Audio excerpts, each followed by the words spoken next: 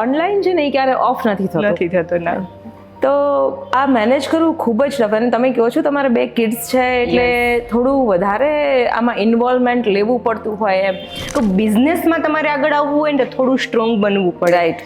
તમે કોઈ તમને સામે કહે છે તો સામે એના તમારે સચોટ આન્સર આપવા પડે. તે સોશિયલ મીડિયામાં તમને શરૂઆતમાં એટલા ફોલોઅર્સ ના હોય તો ત્યારે તમે કઈ રીતે આ બધું મેનેજ કરતા? કારણ કે ઓનલાઈન ઇન્સ્ટાગ્રામ એફબીમાં ઘણી બધી વાર ફ્રોડ થવાના ચાન્સીસ વધારે હોય છે. આર્ટિફિશિયલ જ્વેલરી માટે ઘણી બધી મિથ્સ હોય છે કે આર્ટિફિશિયલ જ્વેલરી પહેલાં તો છે ને એનું ફિનિશિંગ સારું ન હોય, પછી લોકોને જોવાથી ખબર પડી જાય કે આર્ટિફિશિયલ છે તો એક સ્ટેટસ સિમ્બોલિક તમારું ડાઉન થાય.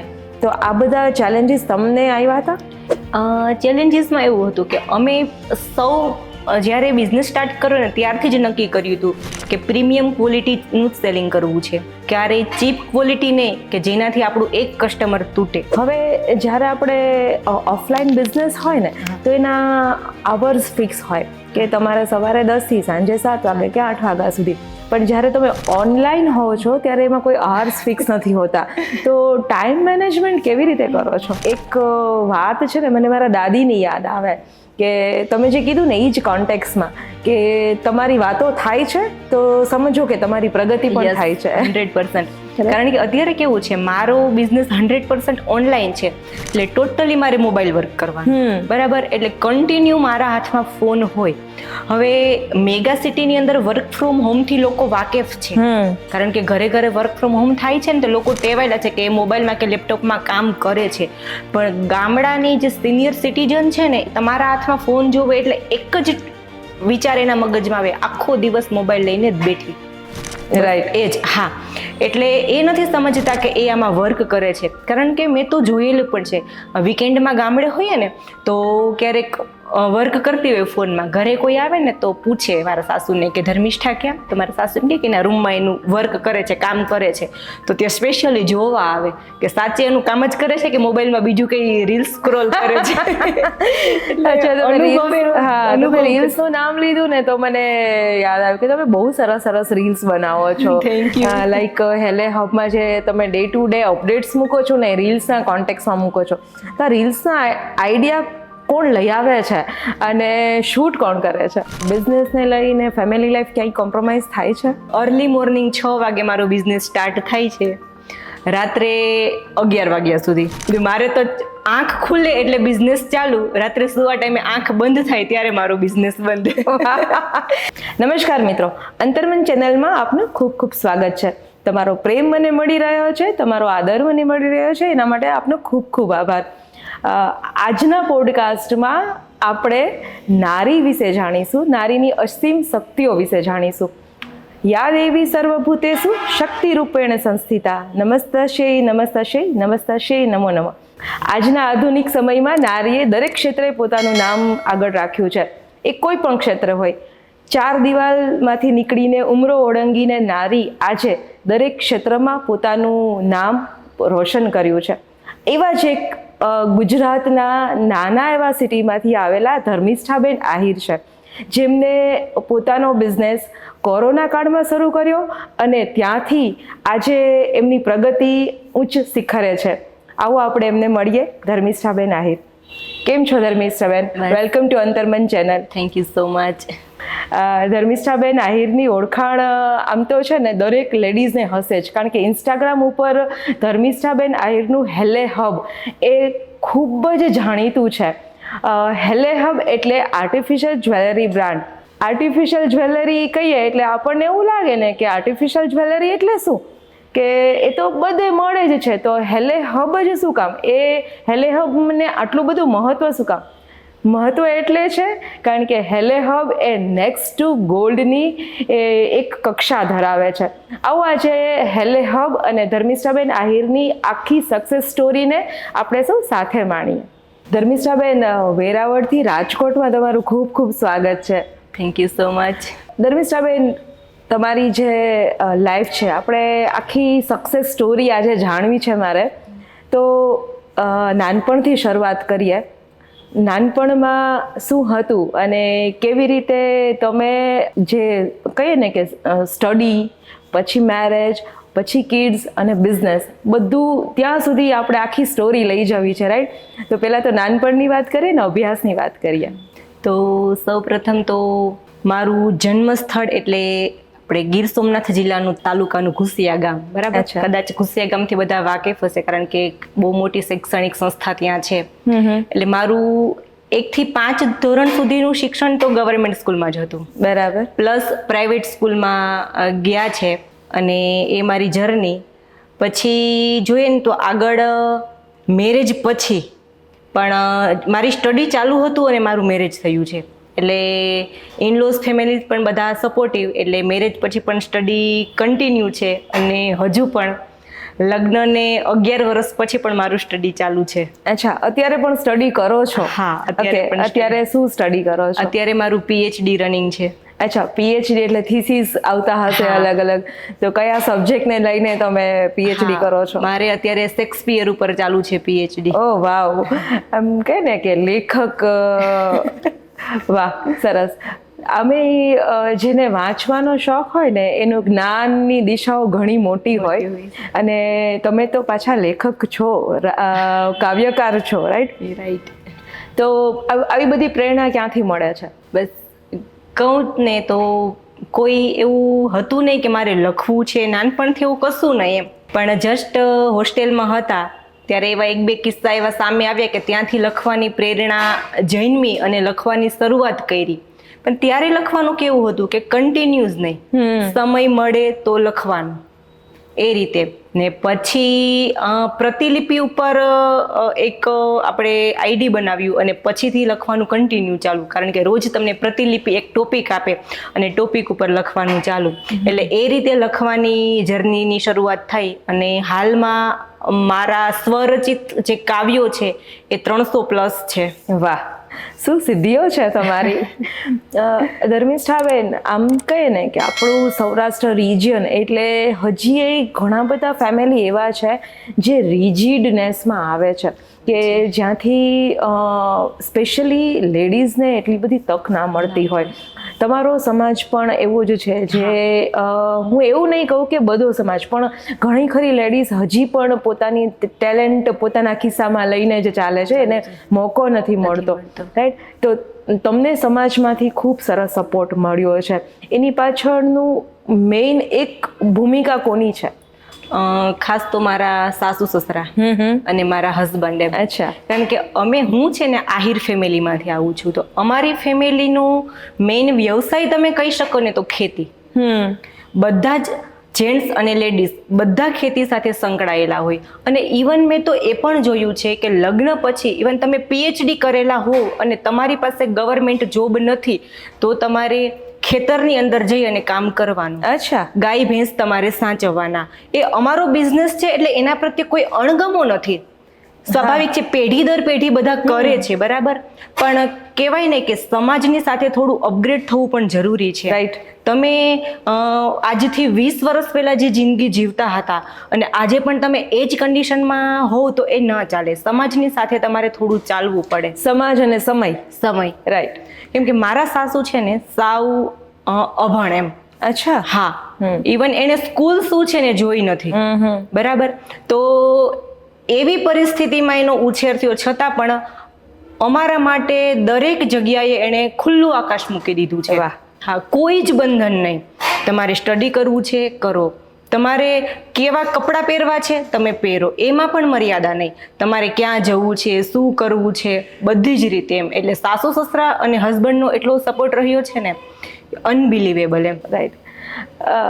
કહેવાય છે ને કે દરેક પુરુષની સફળતા પાછળ એક સ્ત્રી હોય છે, પણ હું એટલું કહીશ કે દરેક સ્ત્રીની સફળતા પાછળ પણ એક એવી સ્ત્રી હોય છે કે જે તેને એક મુકામ સુધી પહોંચાડે છે. પુરુષ તો ઓફકોર્સ હોય જ, પણ જો સ્ત્રી જ સ્ત્રીને ના સમજી શકે ને તો કદાચ સ્ત્રીનું વ્યક્તિત્વ અને એમનો વ્યવસાય બંને દબાઈ જાય. ધર્મિષ્ઠાબેન, આપણે વાત હેલે હબની કરીએ કે હેલે હબની શરૂઆત ક્યારે અને કેવી રીતે કરી? હેલી હબની શરૂઆત વિશે તો કોઈ જ આઈડિયા હતો નહીં કે મારે કરવું છે. એમાં મેઇન રીઝન શું હતું કે મારા પિયર પક્ષમાં ત્યાં પણ કોઈ બિઝનેસમેન કે બિઝનેસ વુમન નહીં. અચ્છા, હા, એટલે તમારું બિઝનેસ બેકગ્રાઉન્ડ જ નથી. ના, હા, ઘરમાં કોઈ એકાદ બિઝનેસમેન કે બિઝનેસ વુમન હોય ને તો તમને એવું એટમોસ્ફિયર મળે, નાના હોય ત્યારથી. પણ મારે એવું કશું નહીં. પછી આફ્ટર મેરેજ તો અહીંયા બિઝનેસ મેન ઘણા બધા, ઇનલોઝ ફેમિલીમાં પણ બિઝનેસ વુમન કોઈ નહીં. બરાબર, એટલે બસ એવી ઈચ્છા હતી કે પગભર થઈએ, પણ એના માટે બસ ગવર્મેન્ટ જોબ એની જ તૈયારી, એની જ પ્રિપેરેશન ચાલુ હતી. પણ કહેવાય ને કે ઈશ્વરની કંઈક અલગ જ ઈચ્છા હશે કે જોબમાં નથી જવું, કંઈક અલગ કરો તમે. અચ્છા, તમે ગવર્મેન્ટ જોબની વાત કરીએ તો ગવર્મેન્ટ જોબ માટે તમે શું તૈયારીઓ કરી હતી? ગવર્મેન્ટ જોબ માટે હું કોમ્પિટિટિવ આપણે એક્ઝામના જે ક્લાસીસ છે તો એ મારે આફ્ટર મેરેજ ચાલુ હતા, ઘરે પ્લસ રીડિંગ ચાલુ હતું, અને ઘણી બધી એક્ઝામ ક્રેક પણ કરેલી છે. અચ્છા, લાઈક ટેટ 1, ટેટ 2 કે જે શિક્ષક માટેની હોય છે, એચટાટ કે જે પ્રિન્સિપલ માટેની હોય છે, જીપીએસસી પ્રિલિમ્સ. શું વાત છે! હા, જીપીએસસી પ્રિલિમ્સ તમે ક્રેક કરેલી છે. એટલે કદાચ જો હેલે હબની શરૂઆત ન થઈ હોત તો ગુજરાત સ્ટેટમાં ધર્મિષ્ઠાબેન આહિર એક અધિકારી પદ તો ચોક્કસ હોત જ. એમાં પણ એક કહેવાય ને કે મારા માટે જીપીએસસી પ્રિલિમ મેં ક્રેક કરીને એક ગૌરવવંતી ક્ષણ હતી. કારણ કે હું જ્યાં ક્લાસીસ કરતી ને ત્યાં આઈ થિંક 200+ સ્ટુડન્ટ હતા, અને મારી તૈયારી એ હતી કે મારે રેવન્યુ તલાટીની એક્ઝામ ક્રેક કરવી છે. હા, ત્યાં 2 ડિપાર્ટમેન્ટ હતા, ક્લાસ 3 માટે અને ક્લાસ 1-2 માટે. એટલે હું ગામડેથી ત્યારે આવતી, મારા હસબન્ડ જોબ કરતા, એટલે એની સાથે મોર્નિંગમાં આવવાનું. મારી નાની ડોટર હતી 1.5 યરની, ઘરે મારા સાસુ એને સંભાળતા, અને રાત્રે ફરી પાછું ગામડે જવાનું, એ રીતે. એટલે આપણે ક્લાસ 3 માટેની જ પ્રિપેરેશન કરતા. અને એ ટાઈમે જીપીએસસીના ફોર્મ આવ્યા તો કહેતા હોય ને કે બધા ભરે છે તો ચાલો ને ભરી દઈએ, એટલે એ રીતે ફોર્મ ભર્યું. અને એમાંથી એક્ઝામ હતી, અમારે જુનાગઢ સેન્ટર હતું, અને એક્ઝામ આપવા ગયા તો અમારા ક્લાસીસમાંથી 100+ લોકોએ આ એક્ઝામ આપેલી હતી, પ્રિલિમ. ઇવન એમાં અમારા સર પણ આવી જાય કે અમને જે ગાઈડ કરતા એ, અને સ્ટુડન્ટ. તો એમાંથી 1 and only હું જ ક્લિયર હતી. શું વાત છે! ગુરુ કરતા છેલ્લા આગળ. એટલે એ મારા માટે બહુ મોટી હતી કે ક્લાસ 3 ની પ્રિપેરેશનમાં મેં ક્લાસ 1-2 લેવલનું થોડું અચીવ કર્યું છે. વાહ! તમે જે વાત કરી કે હેલે હબ તમે કોરોના કાળમાં સ્ટાર્ટ કર્યો, તો આપણે પ્રી વાત થઈ હતી ત્યારે, રાઈટ? તો આ સમય દરેક વ્યક્તિ માટે કે આખા વિશ્વ માટે એવો હતો ને કે આ કપરા સમયમાં જે જૂનું છે ને એ જાળવી રાખવું, નવું કંઈ શરૂઆત નથી કરવી એમ. ત્યારે તમે આ હિંમત બતાવી તો આમ ક્રિટિસિઝમ આવ્યા હશે ને? હા, બહુ જ. કારણ કે એ સમયે છે ને મારી પ્રેગ્નન્સીનો ટાઈમ હતો, સેકન્ડ પ્રેગ્નન્સી.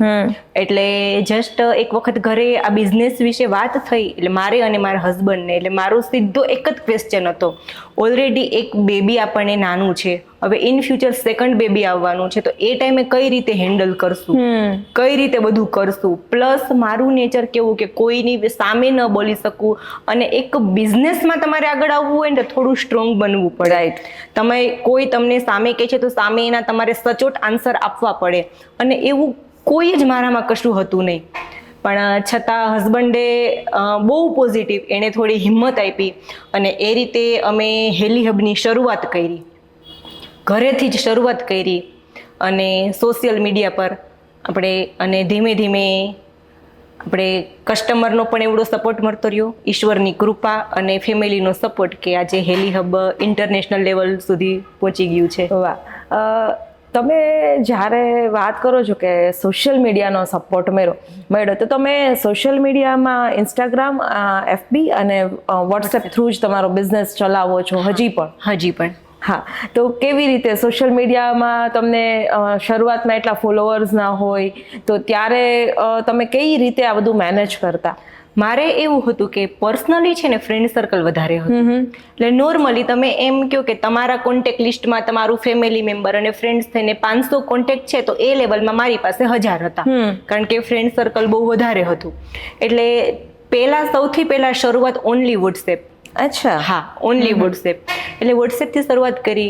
લોકોએ હિંમત કરી અને ઓર્ડર આપ્યા, કારણ કે એના માટે પણ હેલી હબ શું છે ખબર નહોતી. રાઈટ.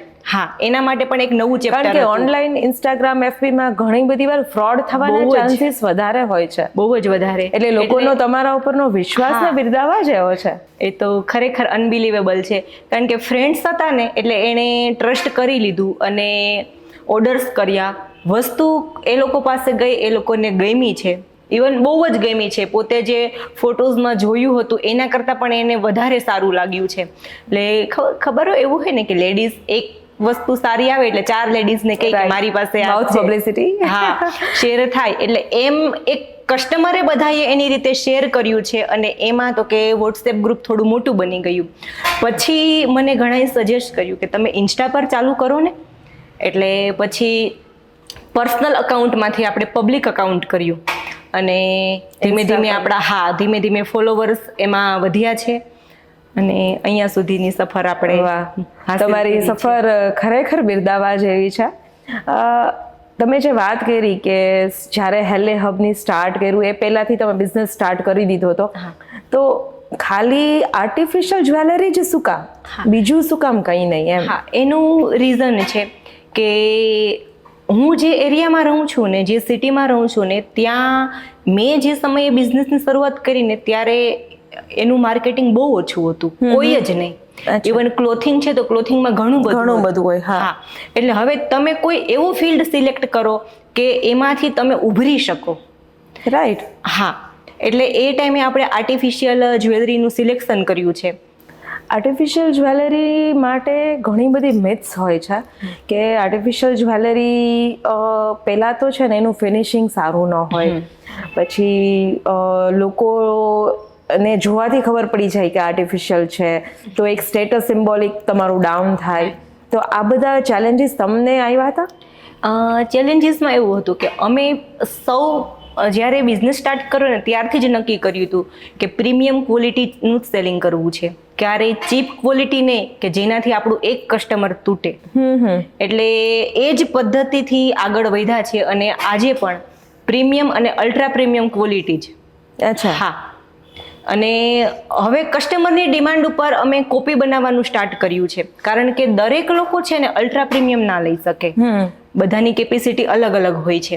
એટલે એ લેવલમાં અમે જે અલ્ટ્રા પ્રીમિયમ વસ્તુ છે એની અમે કોપી માર્કેટમાં લઈને આવ્યા છીએ, પણ એનું પણ ફિનિશિંગ અમે એવું રાખ્યું છે કે લોકોને પ્રાઇઝની કમ્પેરમાં એ વસ્તુ બહુ ગમી છે. અચ્છા, હવે તમે જુઓ ને કે આર્ટિફિશિયલ જ્વેલરી એટલે એવી વસ્તુ છે ને કે મોડર્ન જ્વેલરી પણ એમાં હોય, એથનિક હોય, ટેમ્પલ કલેક્શન હોય અને એન્શિયન્ટ ટાઈપની જે રાણી છાપ ને એવું બધું હોય એ પણ તમને એમાં મળી જાય. તો આ બધી ઇન્વેન્ટરી મેનેજ કરવી થોડું અઘરું નહીં પડતું હોય? ના, હવે શું કહેવાય કે અમારી પાસે આપણે યરમાં 12 મંથ હોય જનરલી.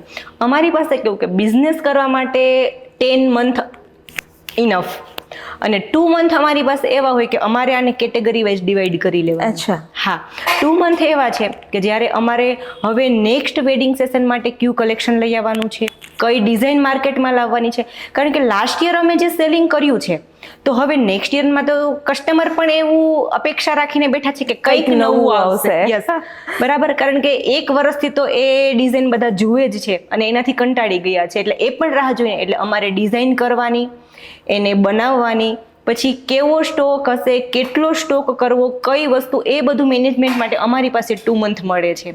એ 2 મંથમાં અમે ટોટલી સોલ્વ કરી લઈએ અને અમારું બધું કલેક્શન છે ને અમે ઇન્સ્ટાગ્રામ ઉપર અપલોડ કરી દઈએ, જેથી કરીને શું થાય, કોઈ કસ્ટમરને, ઇવન તમે એવું કહો છો કે મારે ટેમ્પલ જ્વેલરી જોઈએ છે, તો ઇન્સ્ટા પેજ ખોલી લેવાનું, ટેમ્પલ જ્વેલરીમાં જે ડિઝાઇન ગમે એનો સ્ક્રીનશોટ લઈ લેવાનો અને અમને વોટ્સએપ કરી દેવાનો. એટલે અમારા માટે પણ ઇઝી અને તમારા માટે પણ ઇઝી, કારણ કે તમારી ચૂઝની વસ્તુ તમને ત્યાં બધું મળી જાય છે.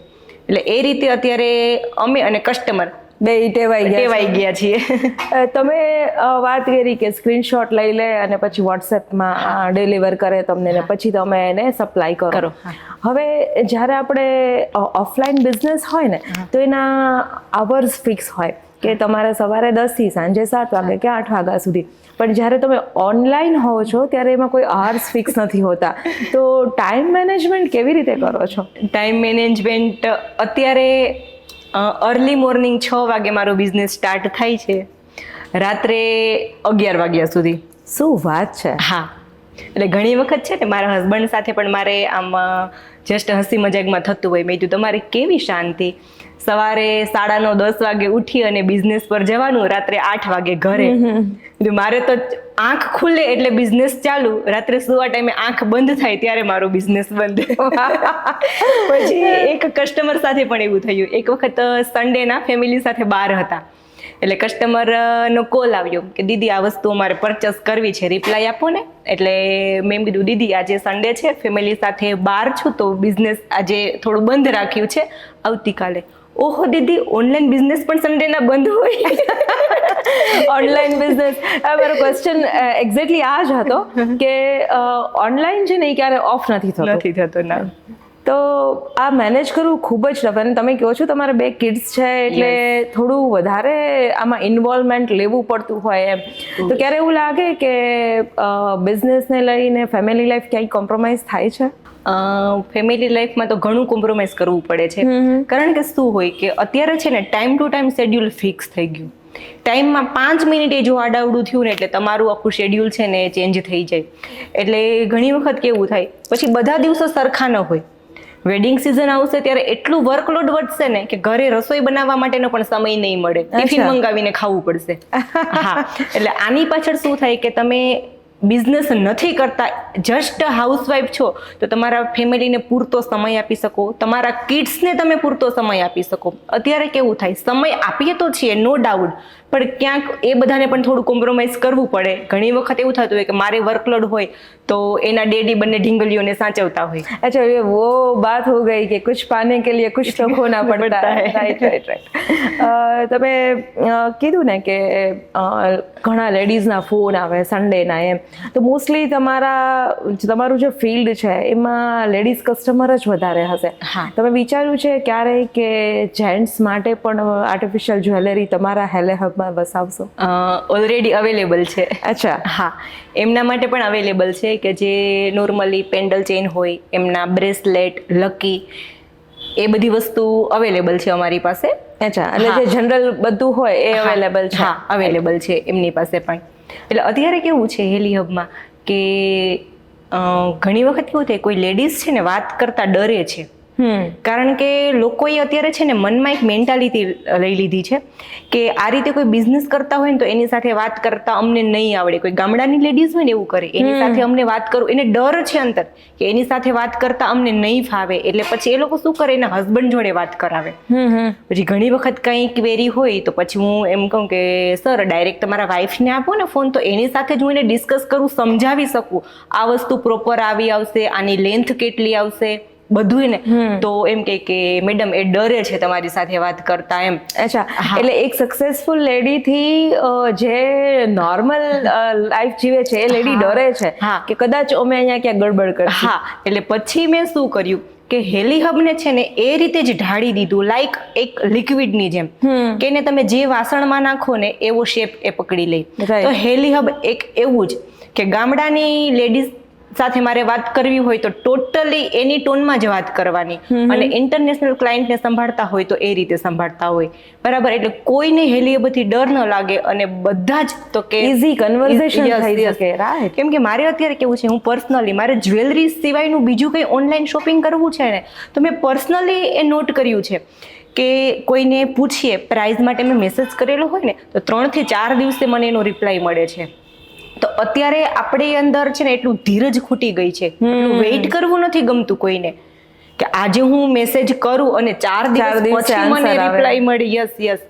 એટલે હેલી હબ 99% લેડીઝને પણ ખબર છે કે કસ્ટમરનો મેસેજ આવે તો સામે 5 મિનિટની અંદર એને મારો રિપ્લાય મળી ગયો હોય. વાહ.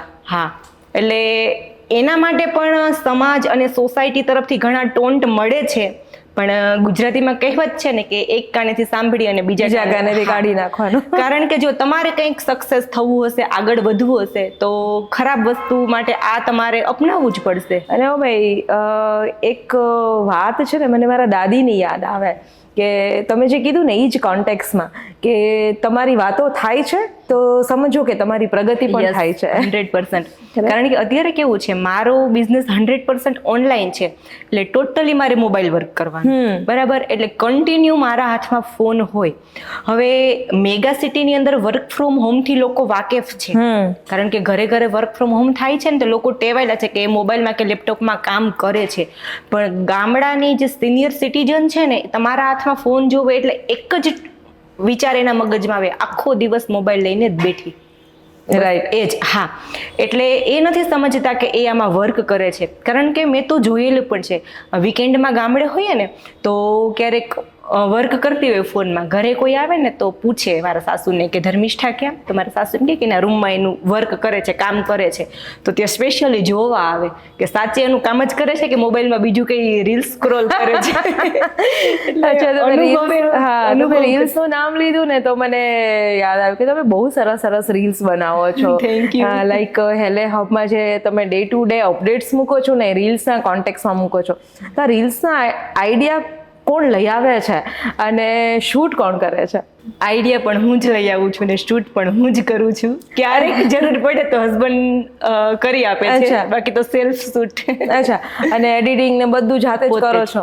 વાહ, ખૂબ જ સરસ. એટલે એમ કહે ને કે એક પેકેટમાં દરેક વસ્તુ તમારામાં છે. કારણ કે હેલી હબમાં છે ને, હેલી હબની આખી જર્નીમાં ઓનલી એક જ વ્યક્તિ છે હું. હવે એને તમે બધું જ ગણી શકો કે હેલી હબના ફાઉન્ડર કયો, સી કયો, એના પાર્સલ પેક કરવા વાળા વર્કર્સ કયો, બધું હું પોતે જ છું. One man army. ઓકે, ધર્મિષ્ઠાબેન, તમારી પ્રોડક્ટ ઉપર આવીએ કે તમારી જે પ્રોડક્ટ્સ છે, રાઈટ, તો નેક્સ્ટ ટુ ગોલ્ડ, કે ગોલ્ડ જેવી જ લાગે છે. તો અત્યારે ગોલ્ડના ભાવ જેમ ડૂમ થયા છે એમ, તો તમને ત્યારે એવું લાગે કે આ ગોલ્ડના ભાવ વધે તો સારું, મારો ધંધો અહીંયા હાલશે? ના, એવું તો ક્યારેય શું કહેવાય કે સેલ્ફ એવું તો નહીં જ વિચારવાનું. કારણ કે દરેકનું સમજી વિચારીને જ આગળ વધવાનું. પણ શું કહેવાય કે જ્યારે બિઝનેસ સ્ટાર્ટ કરો ત્યારે આવું કંઈ મનમાં હતું નહીં કે ગોલ્ડના રેટ એટલા આસમાને જશે અને આ બધી વસ્તુની ડિમાન્ડ વધશે. ગોલ્ડના ભાવ જે રીતે રોકેટ થયા છે, લોકોનું આર્ટિફિશિયલ જ્વેલરી બાજુનો આમ પડાવ વધ્યો છે, બહુ જ વધ્યો છે. એનું રીઝન શું છે કે અત્યારે છે ને એક ડેસ્ટિનેશન વેડિંગ બહુ હાઇલાઇટ થયા છે, બરાબર. હવે ડેસ્ટિનેશન વેડિંગમાં તમારે જવું છે, તમારી પાસે કદાચ 50 તોલા સોનું છે, તો એ સેફ છે ત્યાં લઈ જવું તમારા માટે. રાઈટ, સેફટી પર્પઝથી પણ આર્ટિફિશિયલ જ્વેલરી બહુ બેનિફિશિયલ છે. એટલે અત્યારે મારે છે ને કે એવા કસ્ટમર આવે છે કે કદાચ એને 10 તોલા સોનું લેવું હોય ને તો ઇઝીલી માર્કેટમાં જઈને લઈ શકે છે, પણ મને એમ જ કે દીદી અમારે વેડિંગમાં જવાનું છે, ગોલ્ડ ત્યાં લઈ જવું સેફ નથી, તો અમને કોઈ એવી અલ્ટ્રા પ્રીમિયમ ક્વોલિટીમાં વસ્તુ બતાવો કે જે ગોલ્ડને ટક્કર મારે એવું હોય અને અમારો પ્રસંગ અમે સારી રીતે કરી શકીએ. વાહ. હા, પછી કોઈને વેકેશન પર ટૂર પર જવું છે તો ત્યાં પણ એમ કે હવે તો ગોલ્ડના રેટ પ્રમાણે તો સિમ્પલ નાની ચેન પહેરીને જવું જોખમી છે. હા, એટલે એ પ્રમાણે પણ સેલિંગ વધી ગયું છે. અચ્છા, એટલે કહે ને કે મોડર્ન જ્વેલરી પણ તમારા પાસે એટલી જ સારી અવેલેબલ છે. ઓકે, જ્યારે આર્ટિફિશિયલ જ્વેલરીની વાત આવે ને ત્યારે પહેલી વાત એ આવે કે ગોલ્ડ છે ને એક લેગસી છે, એમ કે આજે મને મારા મમ્મી પાસેથી મળ્યું, મારા મમ્મીને મારા દાદી કે નાની પાસેથી મળ્યું, હું મારા બાળકોને આપીશ એમ. આર્ટિફિશિયલ જ્વેલરીમાં એ એક ભાગ ક્યાંક લેક થાય એવું લાગે છે કે એને તમે લેગસીમાં પાસ કરી શકો? હવે કેવું છે કે ખાસ તો અમારો સમાજ, આહિર સમાજ અને એક મહેર સમાજ છે, એમાં સોનાના ઘરેણાનું એટલું મહત્વ જોરદાર એમ કે એ લોકો પાસે હોય જ. સોનાના ઘરેણા. રાઈટ. પણ હવે શું થયું કે ગોલ્ડનો રેટ વધી ગયો છે. હવે એ રેટ પ્રમાણે વાત કરીએ ને તો દરેક ફેમિલી નથી લઈ શકવાનું. હવે મારા ઘરે ઇવન હું કહું કે મારા ઘરે લગ્ન છે, અમારે આવનારી જે અમારા ઘરની લક્ષ્મી જે થવાની છે એને મારે 15 તોલા આપવું છે, તો હવેના જે રેટ પ્રમાણે હું એને નથી આપી શકતી. બરાબર. તો એ ક્યાંક ને ક્યાંક એવા ઘણા બધા ફેમિલી છે કે જે નથી આપી શકતા. એ અત્યારે આર્ટિફિશિયલ બ્રાસ જ્વેલરી તરફ વળી ગયા છે કે એમાં એને સારું આપી શકે. અને પ્લસ અત્યારે લેડીઝની ચોઈસ, કારણ કે હવે તમારું ગોલ્ડ છે એ રિપીટ કરવું કોઈને નથી ગમતું. રાઈટ. બરાબર. હવે અત્યારે કેવું છે કે તમે દાંડિયાનું ફંક્શનમાં તમે ચોલી જ પહેરવાના, તો ચોલી ઉપર તમે ગોલ્ડ પહેરવું તમને નહીં ગમે, તમે ત્યાં અમેરિકન ડાયમંડ જ સિલેક્ટ કરવાના. બરાબર. તો એ પ્રમાણે છે ને અત્યારે વેરાયટી ઓફ વસ્તુ વધારે. યસ. એટલે એ પ્રમાણે અત્યારે કસ્ટમર છે ને બ્રાસ તરફ બહુ આવે છે. ઓકે. તમારી જ્વેલરી જે સ્પેશિયાલિટી છે કે તમે એવું લખો છો કે અમારી જ્વેલરી પહેરીને ક્યારેય તમને ઇચિંગ નહીં થાય, ક્યારેય કોઈ એલર્જી નહીં થાય, લાંબા ટાઈમ સુધી આ જ્વેલરી કાળી નહીં પડે એમ. તો આટલા વર્ષોથી લાઈક તમે 2016-17 થી બિઝનેસ ચાલુ કરેલો અને અત્યાર સુધીમાં કોઈ એવી કમ્પ્લેન આવી છે? ના, ક્યારેય અત્યાર સુધી નથી આવી. અને એ બાબતે કોઈ કસ્ટમરને ક્વેરી પણ નહીં, કેમ કે જ્વેલરીને પરચેસ કરતા પહેલા પણ નથી પૂછ્યું કે દીદી મને સ્કિન એલર્જી છે તો શું કરું. હા, કારણ કે હજી સુધી તો આટલા વર્ષની મારી જર્ની છે એમાં એ બાબતે કોઈ કસ્ટમરનું ફીડબેક મને નથી મળેલું. તો આ એક બહુ મોટી ઉપલબ્ધિ કહેવાય કે જનરલી મોસ્ટલી લોકો છે ને એ આર્ટિફિશિયલ જ્વેલરીથી એટલે જ ભાગતા હોય કે કડા પહેરસી તો હાથમાં ઇચિંગ થશે, નેકલેસ પહેરસી તો ગળામાં થશે કે બહુ રેડ માર્ક્સ આવી જશે એમ. તો આ બધું જો નથી તો એ રીતે તમે તમારી જ્વેલરીને પ્રમોટ કરો છો? યસ. કારણ કે અત્યારે માર્કેટમાં છે ને બહુ જ અલગ અલગ ટાઈપની વેરાયટી મળે છે. કારણ કે જેવી રીતે તમે જે વસ્તુ તમે 100 રૂપિયાની માર્કેટમાંથી લીધી તો એ જ વસ્તુ અમારી પાસે 4000માં પણ અવેલેબલ છે, કારણ કે એની ક્વોલિટી ડિફરન્ટ છે. અમે એ રીતે ક્વોલિટી મેનેજ કરીએ કે કોઈ પણ સ્કિન ટાઈપમાં એ કોઈને ઇરિટેટ ના કરે, અને પ્લસ એનું જે લુક છે એ તમને ગોલ્ડની કમ્પેરમાં આવી જાય એ રીતે. ઇવન મારે તો કસ્ટમરના એવા પણ ફીડબેક આવે છે કે જ્વેલરી લઈ અને આપણે રિયલ ગોલ્ડનું બોક્સ હોય ને એમાં મૂકે છે ને પછી પોતાના ફેમિલીઝ કે નેબરને કહે છે કે અમે રિયલ ગોલ્ડનું લીધું છે. અચ્છા. અને કઈ ખબર ન પડે. હા, એટલે પછી અમને એ માટે પણ કોલ આવતા હોય કે દીદી કદાચ અમારી જ્વેલરી બાબતે કોઈ પૂછે ને તો તમારે એવું કહ્યું કે ના, મારી પાસેથી નથી લીધી, એને તો રિયલ ગોલ્ડ કરાવેલું હશે. અચ્છા. એટલે એક કઈ કે એક શો ઓફ ટાઈપમાં પણ તમે હેલ્પ કરી શકો છો. ઓકે. તમે જે જ્વેલરી જ્યાંથી પરચેસ કરો છો કે એને તમે કઈ ટાઈપના સૂચનો આપો છો કે ક્યાં ક્વોલિટીમાં કોમ્પ્રોમાઇઝ ન થવું જોઈએ? એ તો મારું ફર્સ્ટ હોય, કારણ કે મારા હસબન્ડ મને એ જ કહે ક્યારેય ચીપ વસ્તુનું સેલિંગ કરવાનું જ નહીં. દિવસના 2 ઓર્ડર ઓછા આવશે તો ચાલશે, પણ કસ્ટમરને 100% સેટિસ્ફેક્શન આપવાનું છે આપણે. કારણ કે તારી એક ચીપ વસ્તુ છે એનાથી તારું કસ્ટમર તૂટશે. એટલે સામેથી અમારે કોઈ જ્વેલરીની અપડેટ આવે ને તો એમાં ઘણી વખત એવું હોય કે પર્સનલી મને એ જ્વેલરીની ડિઝાઇન બહુ ગમી ગઈ હોય પણ રેટ બહુ નાનો હોય, એટલે ક્યાંક મનમાં મને એવું હોય કે ડિઝાઇન સારી છે, માર્કેટમાં ચાલશે બહુ, પણ પ્રાઇસ ઓછી છે એટલે ક્વોલિટી કોમ્પ્રોમાઇઝ હશે તો. એટલે સામે પેલો એ જ ક્વેશ્ચન, ક્વોલિટી કઈ છે મને કયો, પછી જ એનું હું આગળ સોશિયલ મીડિયા પર શેર કરું. રાઈટ. જો એ ચીપ હોય તો અમે એને શેર જ નથી કરતા. ઓકે. તમે જ્યારે જ્વેલરી છે એક જગ્યાએથી લઈને બીજી જગ્યાએ પહોંચાડો છો, રાઈટ, તો વચ્ચે ઘણા બધા જ્યારે બહારથી લેતા હોય ત્યારે ઘણા બધા પેરામીટર્સ આવતા હોય એમ કે એક સ્ટોકિસ્ટ હોય, એના પછી હોય, એટલે માર્જિન વધી જતું હોય એમ. તમે ડાયરેક્ટ સ્ટોર ઉપરથી અને તમારા ઘરેથી બિઝનેસ કરો છો એટલે માર્જિન ઘટી જતું હશે, તો લોકોને એનો ફાયદો આપો છો? હા, 100%. કારણ કે મારી પાસે કસ્ટમર છે ને, આ બધી વસ્તુ આપણને કસ્ટમર પાસેથી મળે.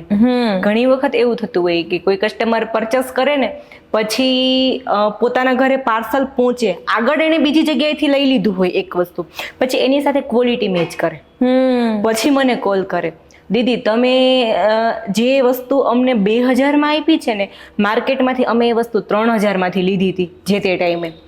પછી ક્વોલિટી પણ બંનેની ઇક્વલ, કોઈ જ 1% પણ એમાં તમને ફેર જોવા ના મળે એમ.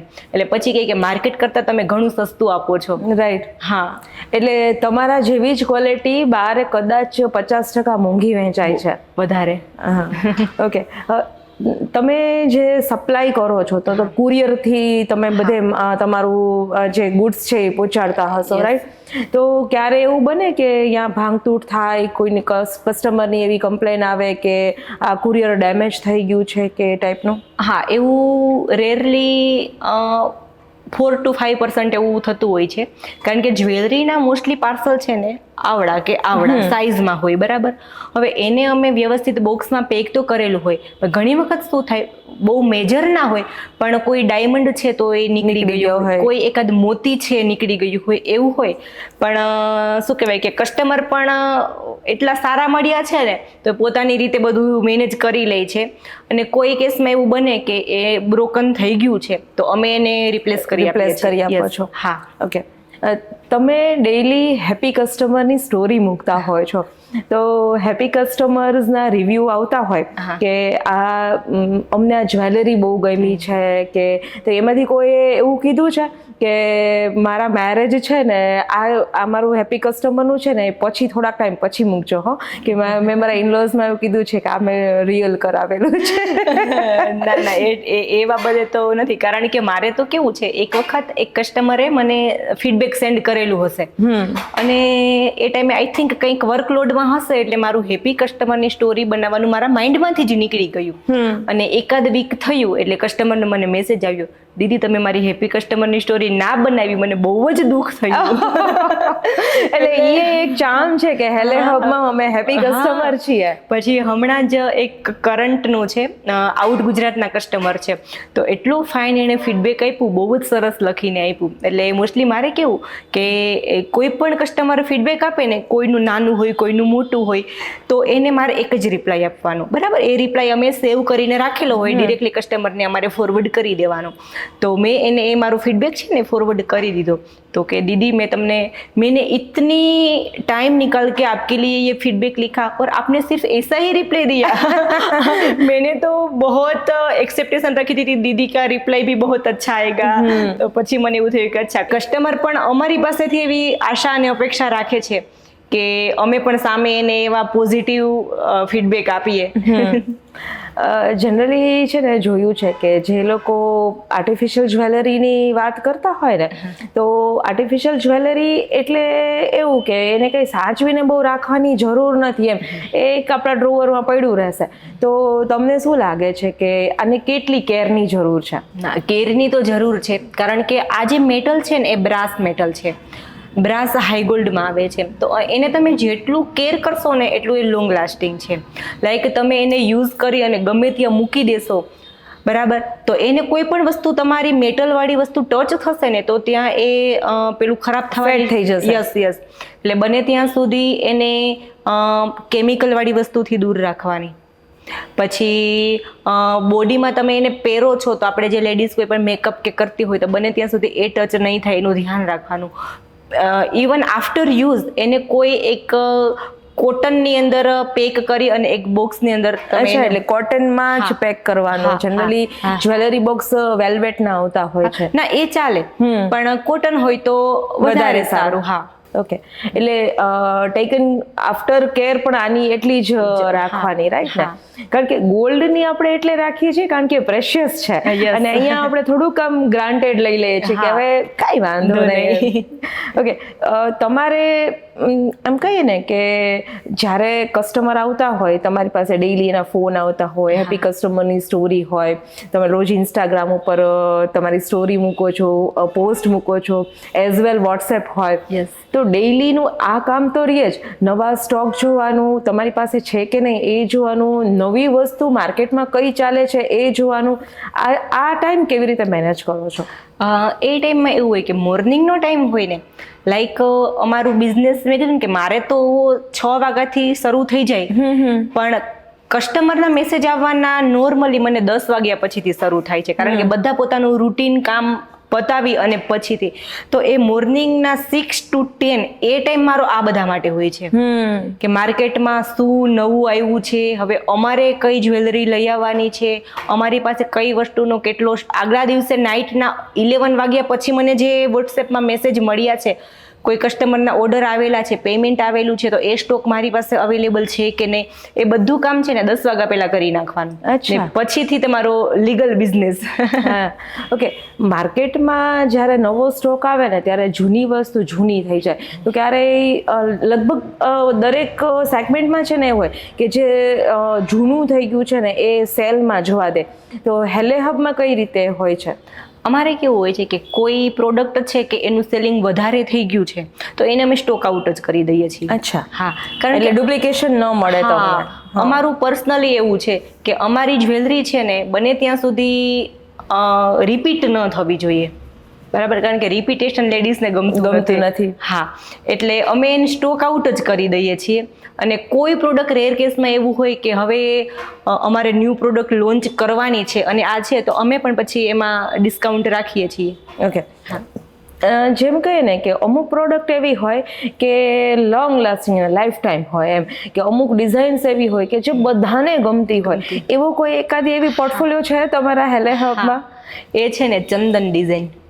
અચ્છા. હા, એ ચંદનની વસ્તુ એવી છે કે લોકો સામેથી માગે છે કે અમને ચંદન આપો, કારણ કે ચંદન છે ને આપણા દાદી પરદાદી ટાઈમે હતું અને લેગસી અત્યારે છે, અને પાછું અત્યારે જૂની પેટર્નનો જમાનો છે. અને ચંદનનું તો ફિનિશિંગ પણ એટલું ફાઇન આવે છે ને કે તમને એવું જ લાગે કે તમે ખરેખર 5 કે 10 તોલાનો હાર ગળામાં પહેરેલો છે. હા, અને અત્યારે એક પાછો નવો ટ્રેન્ડ આવેલો છે, હેરિટેજ કલેક્શન. યસ. હા, એટલે અત્યારે હેરિટેજની ડિમાન્ડ પણ બહુ વધી છે. ઓકે. અત્યારે આમ તમે જેમ કીધું કે હેરિટેજ જ્વેલરી છે, ટેમ્પલ જ્વેલરી છે, પછી એથનિક જ્વેલરી છે, મોડર્ન જ્વેલરી છે, પછી દુબઈ આર્ટ છે, રોઝ ગોલ્ડ છે, ઘણું બધું માર્કેટમાં છે. તો એમ કહે ને કે પર્ટિક્યુલર જેન્ઝી કે જે લોકો યંગસ્ટર છે, ટીનેજર્સ છે, કે આમ કહે ને કે 2010 પછીનું જે પબ્લિક છે ને, જે યુવાનો છે ને, એ લોકો જ્વેલરી બાબતમાં બહુ પર્ટિક્યુલર છે. એકદમ નાનું જોઈએ, સોફ્ટ જોઈએ, લુકિંગ વાઇઝ એકદમ કુલ જોઈએ, એ ટાઈપનું તમે કઈ રીતે કરો છો? હા, એટલે કસ્ટમરનો પહેલા એ જ મેસેજ આવે, દીદી લાઇટ વેઇટ આપો. હા, પછી આપણે એને મારી પાસે જે પ્રોડક્ટ અવેલેબલ હોય ને એટલે ફોટો સેન્ડ કરું, એટલે એમાંથી કોઈ સિલેક્ટ કરે ને તો એવું કે દીદી વેઇટ કેટલું છે આનું, બહુ હેવી વેઇટમાં નથી ને, લાઇટ વેઇટ છે ને, આ જ ક્વેશ્ચનથી એ લોકો શરૂઆત કરે છે. એટલે એ પણ બધું રાખીએ છીએ કે જે તમારે જોઈએ હેલી હબ પાસે મળી જશે. ઓકે, એટલે મમ્મીનું સોલ્યુશન પણ છે, ડોટરનું પણ છે, અને દાદીનું પણ છે, ગ્રાન્ડમધરનું પણ છે બધાનું.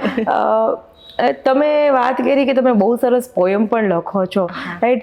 તો બિઝનેસમાં આવ્યા પછી પોયમ માટે ટાઈમ મળે છે? જનરલી આમ જોઉં તો નથી મળતો, પણ કાઢી લઉં છું લખવા માટે, કારણ કે એમાં કેવું થતું હોય કે પોયમ છે ને સૌથી પહેલા તો તમારા માઇન્ડમાં આવી જતી હોય, બરાબર, મારે કયા ટોપિક ઉપર લખવું છે અને એમાં પછી મારે શું લખવું છે. તો એ ક્યારે કે જ્યારે હું કિચનમાં હોઉં, રસોઈ બનાવતી હોય, ત્યારે આખી પોયમ મારા માઇન્ડમાં બની ગઈ હોય. કિચનમાંથી આવીને ફ્રી થાવ એટલે પછી એને કાગળ ઉપર લખી નાખું. અચ્છા. એટલે પેલા એને મમડાવો છો, પછી એને ફીલ કરો છો ને પછી લખો છો. તમે વાત કરી કે પ્રતિલિપિ ઉપર તમારી 350 જેટલી પોયમ છે, તો ક્યારે વિચાર્યું કે બુક આપણે લઈ આવશી? શું બુક લઈ આવશી? બુક માટે તો મને ઘણા બધા કોલ ને મેસેજ આવેલા છે. આપણું આઝાદી મહોત્સવ 75th હતું ને ત્યારે જ મને એક કોલ આવેલો પબ્લિકેશનમાંથી. હા, કે આપણે સ્પેશિયલ તમારા જે આટલા પોયમ છે એમાંથી તમારા ફેવરિટ સિલેક્ટેડ તમે 75 કાવ્યો છે એને અલગ કરો અને એની બુક આપણે પબ્લિશ કરીએ. એટલે એક તમારી યાદગીરી રહેશે કે આપણા 75માં આઝાદી મહોત્સવની અંદર તમારી આ બુક પબ્લિશ થાય એમ. પણ એ ટાઈમે શું કહેવાય કે થોડું ટાઈમ મેનેજમેન્ટ અને બેબી નાની એ બધા માટે થોડું હું સમય ના નીકાળી શકી એટલે રહી ગયું છે. પણ ઇન ફ્યુચર કંઈક વિચારીએ એના વિશે પણ. આમ કહે ને કે સ્ત્રી છે ને એને દેખાવના ભલે 2 હાથ હોય, પણ એ પાછળના કદાચ 10 હાથનું કામ કરી શકતી હશે એમ. અને તમારું વ્યક્તિત્વ પણ આવું જ છે કે બિઝનેસ કરો છો, ઓનલાઈન બિઝનેસ કરો છો, કિડ્સને સંભાળો છો, ફેમિલીને ખુશ રાખો છો એમ. ક્યારેક એવું થાય કે હું બધાને આ સપોર્ટ સિસ્ટમમાં ઇન્વોલ્વ છું, કોઈ એક વ્યક્તિ હજી એવી હોય કે હું જેમ તમારા હસબન્ડ છે જ, કે એના પછી તમારી ડોટર કદાચ તૈયાર થઈ જાય તો ડોટરને આ બિઝનેસમાં ઇન્વોલ્વ કરીએ, કે એવું લાગે છે કે ના, અત્યારથી તો એ બાબતે નથી વિચારેલું. અત્યારે તો એ જ છે કે ફેમિલીનો સપોર્ટ છે એટલે આપણે આગળ વધીએ. પણ ઇન ફ્યુચર કહેવાય ને કે હેલી હબ છે, તમારી મોટી ડોટર જ છે હેલી. અચ્છા, હા. એટલે ઇન ફ્યુચર જો એની પોતાની ઈચ્છા હશે કે મમ્માના બિઝનેસમાં આપણે કરવું છે તો બાકી કોઈ એવું ફોર્સ નહીં કે બેટા મારો બિઝનેસ તારે જ સંભાળવાનું છે, એવું નહીં. કારણ કે બાળકોની પોતાને પોતાના એટલે એને જેમાં જવું હોય તેમાં જવા દેવાના. એટલે અત્યારે તો એ જ કે મારો બિઝનેસ છે તો હું પોતે સંભાળું છું, અને આગળ પણ જ્યાં સુધી ઈશ્વરીય શક્તિને હાથ પગ ચાલશે ત્યાં સુધી સંભાળશું. ચોક્કસ. તમે અત્યાર સુધી ઓનલાઈન બિઝનેસમાં છો, ઓફલાઈન આવું છે? યસ, આવું છે, અને શોર્ટ ટાઈમ આવીએ છીએ. Okay, Heli hub is coming offline to your city. Yes. વાહ. ઓફલાઈન સ્ટોરમાં કેટલી મહેનત પડે? એમાં તો ઘણી બધી મહેનત પડશે, કારણ કે પહેલાં તો અમારે ઓફલાઈન સ્ટોર માટે અમારા સિટીમાં કોઈ લોકેશન એવું શોધવું પડશે કે જે બધા માટે આવવા માટે કમ્ફર્ટ રહે, ઇઝી અવેલેબલ હોય. હા, જે માર્કેટમાં હોય. હા. પ્લસ એવી વેરાયટી રાખવી પડશે કે જે અમારા સિટીમાં નથી મળતી અને કસ્ટમરને જોઈએ છે. યસ. હા, કે કંઈક અલગ. બરાબર, કારણ કે અત્યારે લોકોની ડિમાન્ડ બહુ વધી ગઈ છે, એટલે એ પ્રમાણે એટલે થોડું ટફ તો પડશે, પણ શું કહેવાય કે આપણે કરવું જ છે એટલે કરી લેશું. સ્ટેપ બાય સ્ટેપ ચડાઈ જશે. ચડાઈ જશે. ઓકે. તમે જેમ કીધું ને કે તમે જ્યારે સ્ટાર્ટ કર્યું ત્યારે નાનું એવું ગુજરાતનું ગામ વેરાવળ, રાઈટ, કે સોમનાથ ભગવાનની કૃપા, અને વેરાવળનું જે નાનું એવું સિટી કે તાલુકો કહો કે, તો ત્યાંથી તમને એવું હતું કે હું ઇન્ટરનેશનલ સુધી પહોંચી શકીશ? ના, ક્યારેય નહીં. કારણ કે એના માટે અમારું વેરાવળ સિટી આમ જોયું તો બહુ જ નાનું પડે છે. ક્યારેય એ લેવલ સુધી તો વિચાર્યું પણ નહોતું. જસ્ટ શું કહેવાય કે ફ્રેન્ડ સર્કલ પૂરતો જ બિઝનેસ હતો. ધીમે ધીમે ફોલોવર્સ વધ્યા, ગુજરાતમાંથી આઉટ ગુજરાત થયું, અને મને હજુ યાદ છે કે મારો ફર્સ્ટ આઉટ ઓફ કન્ટ્રીનો મને ઓર્ડર મળ્યો ને ત્યારે જે હું હેપી થઈ હતી કે એની કોઈ સીમા નહોતી, એમ કે આઉટ ઓફ કન્ટ્રીથી હેલી હબમાં ફર્સ્ટ ઓર્ડર આવ્યો છે એમ. એટલે ત્યારે વિચાર્યું કે અચ્છા, એટલે આપણું આ કન્ટેન્ટ છે ત્યાં સુધી પહોંચ્યું છે તો હવે થોડું પ્રયત્ન કરીએ તો જાય. એટલે અત્યારે તો ઘણા બધા કન્ટ્રીની અંદર હેલી હબની પ્રોડક્ટ જાય છે. બરાબર છે. મિત્રો, તમને જણાવી દઉં કે હેલે હબના ફાઉન્ડર ધર્મિષ્ઠાબેન આહિર આ વર્ષ એટલે કે 2025 વુમન્સ ડેના best entrepreneur of the Gujarat દ્વારા એવોર્ડ દ્વારા પણ સન્માનિત છે. તમને આ એવોર્ડ મળ્યો, રાઈટ, જેનવિઝન જેવી તટસ્થ સંસ્થાએ તમને જ્યારે એવોર્ડ આપ્યો ત્યારે કેવી ફિલિંગ હતી? હા, સૌ પ્રથમ તો એના માટે હું જૈન વિઝનનો આભાર વ્યક્ત કરીશ, કારણ કે પોતાના જ દમ ઉપર તમે ક્યારેક કોઈ એક વસ્તુમાં તમે નિખરી આવો ને ત્યારે સપનું હોય કે તમને કંઈક દુનિયાની સામે તમારી પ્રતિભા છે ને આવે, એવું દરેક વ્યક્તિનું સપનું હોય. એટલે મારું પણ હતું, પણ ક્યારેય સ્વપ્નમાં પણ કલ્પના નહોતી કરી કે આ રીતે એવોર્ડ મળશે. હા, એટલે ખરેખર દિલથી આભાર વ્યક્ત કરું છું જૈન વિઝનનો કે હેલી હબનું સિલેક્શન એના માટે કર્યું. અને બસ હવે તો એ જ પ્રયત્ન કે એ લેવલ સુધી પહોંચ્યા છે તો હજી પણ આગળ ને આગળ 100% જઈએ. ધર્મિષ્ઠાબેન, તમારો આની પહેલા પણ એક પોડકાસ્ટ થઈ ગયો છે, મારી સાથેનો સેકન્ડ પોડકાસ્ટ છે. તો આમ કહીએ ને કે જે પોડકાસ્ટમાં આખી સક્સેસ સ્ટોરી તમે કીધી, આનાથી બીજા કોઈ લેડીઝને કોઈ એક મેસેજ આપવો હોય તો શું મેસેજ આપશો? બસ મેસેજ તો એ આપવા માંગીશ કે તમે જો દિલથી કંઈ વિચારો ને કે તમારે આ કરવું જ છે, પછી એમાં કોઈ પણ તમારે ગમે તેટલા પ્રલોભન આવે ક્યાંય નાસીપાસ નહીં થવાનું, તમારે કન્ટિન્યુ કરવાનું. કારણ કે હું અત્યારે હેલી હબ સંભાળું છું ને છતાં પણ ઘણા બધા પ્રલોભન આવે છે.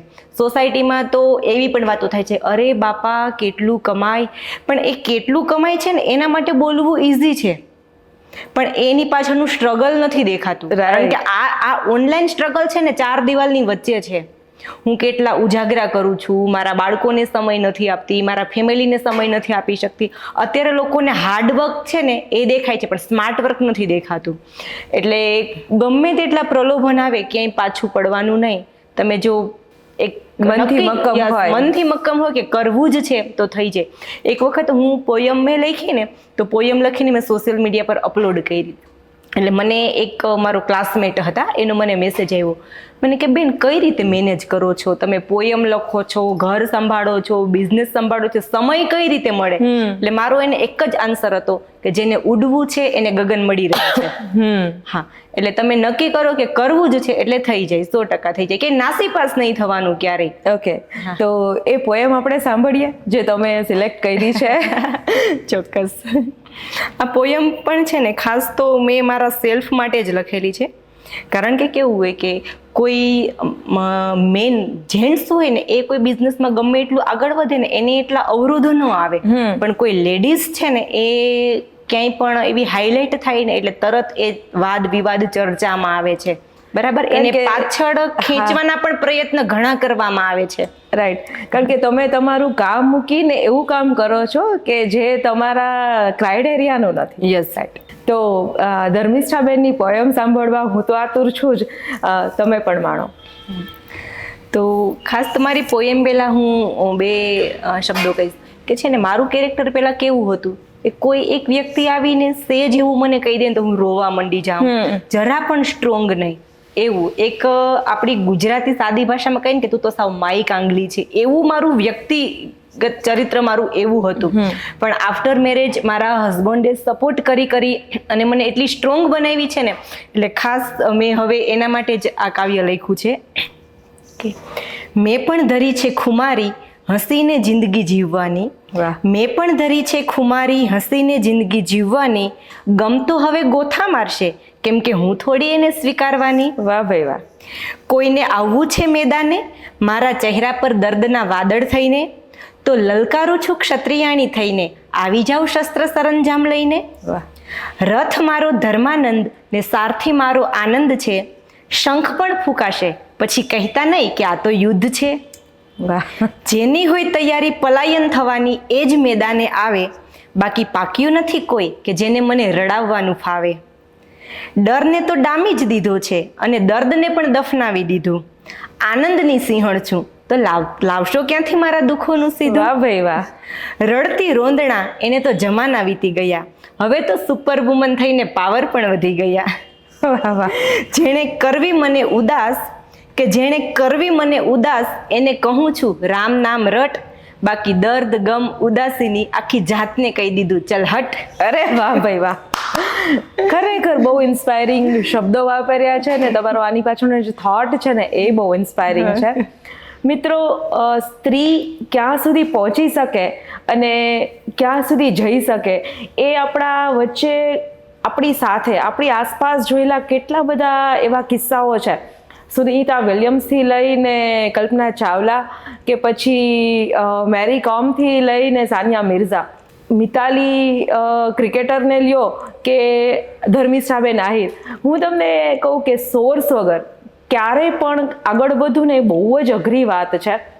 સોર્સ હોય તો આગળ વધી શકાય, ઇઝીલી તમને પગથિયા મળી જાય, પણ એ પગથિયા ચણવા અને એને ચડવા એ ખૂબ જ અઘરું છે. ને આ બધું સાબિત કરી દીધું છે ધર્મિષ્ઠાબેને. ધર્મિષ્ઠાબેન, તમારી પર્સનાલિટી તો ઇન્સ્પાયર છે જ, પણ તમારી વાતો પણ બહુ જ ઇન્સ્પાયરિંગ અને હાર્ટ ટચિંગ છે. ખૂબ જ મજા આવી તમારી સાથે વાત કરવાની, તમારી સક્સેસ સ્ટોરી સાંભળીને મને પણ એવું થયું કે કાંઈક કરવું જોઈએ. અને ખરેખર દરેક સ્ત્રીને અહીંયાથી એક આશાની કિરણ જાગશે તો 100% એ મંજિલ સુધી થોડુંક આગળ વધશે. અને હું લાસ્ટમાં દરેક લેડીઝને એક મેસેજ આપવા માંગીશ એમ કે ઇવન હું પોતે, આપણે કેવું હોય દરેક દિવસો સરખા ન હોય, ઘણી વખત હું પોતે પણ છે ને હાઈપર થઈ જતી હું, કારણ કે બિઝનેસમાં વર્કલોડ વધે એ દિવસે ઘરમાં પણ એવું વાતાવરણ ઊભું થઈ ગયું હોય કે હાઈપર થઈ જાઉં, એમ કહું હવે મારે બિઝનેસ નથી કરવો, મારે છોડી દેવો છે. પણ ત્યારે શું કહેવાય કે મારા હસબન્ડ અને મારો ભાઈ છે મનીષ, એ બે એટલા મને એ સમજાવે ને કે ત્યારે ફરી પાછી બેસી ગઈ હોઉં ને તો ઊભી થાવ એમ. અને પછી મેં સ્વાધ્યાય કાર્યના પ્રણેતા પાંડુરંગ શાસ્ત્રી આઠવલે એનું પુસ્તક વાંચેલું છે કે ભગવાનની ઉત્કૃષ્ટ કલાકૃતિ એટલે સ્ત્રી, એ પુસ્તકનું હેડિંગ છે. એમાં પણ એને સરસ સમજાવ્યું કે ઈશ્વરે જ્યારે દુનિયા બનાવી ને ત્યારે સૌથી પહેલી એમાં તો કે પ્રાણી સૃષ્ટિ, પશુ સૃષ્ટિ, આપણું જે કુદરતી સૌંદર્ય છે બધું જ બનાવ્યું. એ બધું બનાવ્યા પછી ભગવાનને એવું લાગ્યું કે દુનિયામાં કંઈક ખૂટે છે, હજી આ દુનિયા સંપૂર્ણ નથી થઈ, એટલે કંઈક ખૂટે છે. પછી ભગવાને મનુષ્યની રચના કરી અને મનુષ્યમાં પણ સૌથી પહેલા પુરુષને બનાવ્યું. તો પુરુષને બનાવ્યા પછી પણ ભગવાનને લાગ્યું કે ના, હજી દુનિયા સંપૂર્ણ નથી, કંઈક ખૂટે છે, એટલે ભગવાને સ્ત્રી બનાવી. એટલે કહેવાય ને કે સ્ત્રી એટલે ભગવાનનું બનાવેલું લેટેસ્ટ મોડેલ. તમે કંઈક ઇલેક્ટ્રિક વસ્તુ લેવા જાઓ, ઇવન તમારે કાર લેવી છે કે તમારે ફ્રીજ લેવું છે, તમે એમ કહો કે અપગ્રેડેડ મોડેલ હોય ને એ આપો. આપણે એવું કહીએ કે અત્યારે 2025 છે તો કોઈ 2010નું મોડેલ લેશે નહીં લે. હવે આપણે કહીએ, કારણ કે અપગ્રેડેડ મોડેલમાં શું હોય કે આગળના મોડેલમાં જે ભૂલો રહી ગઈ છે એ સુધારી અને લેટેસ્ટ મોડેલ એનું બને છે. તો એ જ છે કે ભગવાને પણ સ્ત્રી છેલ્લે બનાવી, એટલે આગળ જે બનાવ્યું એમાં જે ક્ષતિઓ હતી સુધારી અને સ્ત્રીની અંદર મૂકી છે. એટલે સ્ત્રી એ ભગવાનની ઉત્કૃષ્ટ કલાકૃતિ છે કે એમ પણ કહી શકીએ કે ભગવાને સ્ત્રીને બનાવી અને હાથ ધોઈ નાખ્યા છે કે અહીંયા મારી દુનિયા સંપૂર્ણ થઈ છે, કે આનાથી વધારે સારું કંઈ બની જ નહીં શકે. એટલા માટે જ સ્ત્રીની અંદર બધા ગુણો મૂક્યા છે: સહનશીલતા, અસ્મિતા, તેજયુક્ત, સ્થિરતા, બરાબર, દયા, કરુણા, આ દરેક ગુણો સ્ત્રીમાં છે. એટલે આપણે જોઈએ ને કે કોઈ દીકરીના લગ્ન થાય ને, લગ્ન સમયે એના પિતાએ એને કરિયાવરમાં કન્યાદાનમાં આપવા માટે સોનું આપી દીધું હોય, બરાબર, જેવી શક્તિ 5 તોલા 10 તોલા સોનું આપ્યું હોય, અને એ બધું સોનું લઈ અને દીકરી પોતાના સાસરે જાય.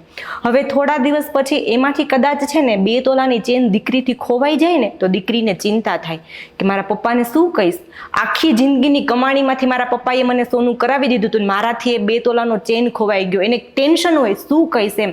તો જ્યારે ભગવાને પણ સ્ત્રીને આ પૃથ્વી ઉપર મોકલી ને ત્યારે ગુણો રૂપી ઘરેણા પહેરાવીને મોકલી છે. દરેક ગુણો સ્ત્રીને આપ્યા છે. હવે મારી ફરજ શું છે કે ભગવાને જે મને ગુણો રૂપી ઘરેણા આપ્યા છે ને એ મારે ખોવાવા નથી દેવાના, કારણ કે મારો બાપ છે એને મને આ ઘરેણા આપ્યા છે. તો હું જ્યારે પાછી મારા બાપ પાસે જઈશ ત્યારે એને ક્યાં મોઢે જવાબ આપીશ કે તારા સોનાના ઘરેણા તો હું ખોવાઈ ગયા મારાથી. રાઈટ. એટલે આપણા જે ગુણો છે ને એ ગુણોને જીવનમાં સાથે રાખીને જ ચાલવાનું છે કે આપણું જીવન જ એવું બનાવીએ કે એનાથી કોઈને દુઃખ ન થાય, સામેવાળાને કંઈક પ્રેરણા મળે અને કંઈક શીખતા રહીએ. મિત્રો, એમ કહીએ ને કે જેના વિચાર અને આચારમાં ઓનેસ્ટી હોય ને એના વ્યાપને, એના વિસ્તારને, એના વિકાસને કોઈ ન રોકી શકે. એવું જ એક વ્યક્તિત્વ ધર્મિષ્ઠાબેન આહિર છે. Thank you so much. આ પોડકાસ્ટને તમે માણ્યો. ધર્મિષ્ઠાબેન પાસેથી જો કોઈ જ્વેલરી મંગાવી હોય તો હેલે હબ અને ધર્મિષ્ઠાબેનના વોટ્સઅપ નંબર ડિસ્ક્રિપ્શનમાં છે, તમે એમનો ડાયરેક્ટ કોન્ટેક્ટ કરી શકો છો. Thank you.